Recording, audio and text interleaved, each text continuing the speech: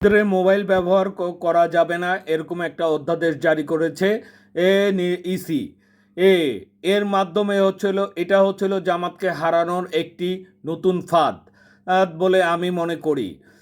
কোনো রকমের ডিভাইস এবং মোবাইল যদি মানুষের হাতে না থাকে তাহলে চুরি করতে খুব সুবিধে হয়ে যাবে এবং নির্বাচনকে অন্যদিকে ডাইভার্ট করতে পারবে। কারণ বিএনপি ভয় পেয়েছে এবং ইসি বিএনপিকে ক্ষমতায় বসানোর জন্য নানা রকমের পায়তারা করছে।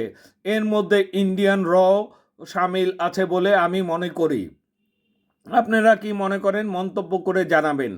আমার কাছে মনে হয় যে তারা একটি পক্ষকে অর্থাৎ বিএনপিকে সুবিধে দেওয়ার জন্যে মোবাইল ফোন ব্যবহার করা থেকে মানুষকে বিরত রাখা এবং অধ্যাদেশ জারি করেছে, যা কিনা রাস্তায় মানুষ মোবাইল নিয়ে বের হলে পুলিশ তাদেরকে সাথে সাথে গ্রেফতার এবং তাদের মোবাইলটি কেড়ে নিতে পারে এবং ভেঙেও ফেলতে পারে এবং ভোট ডাকাতি করতে সবচেয়ে সুবিধে হবে মোবাইল যদি না থাকে।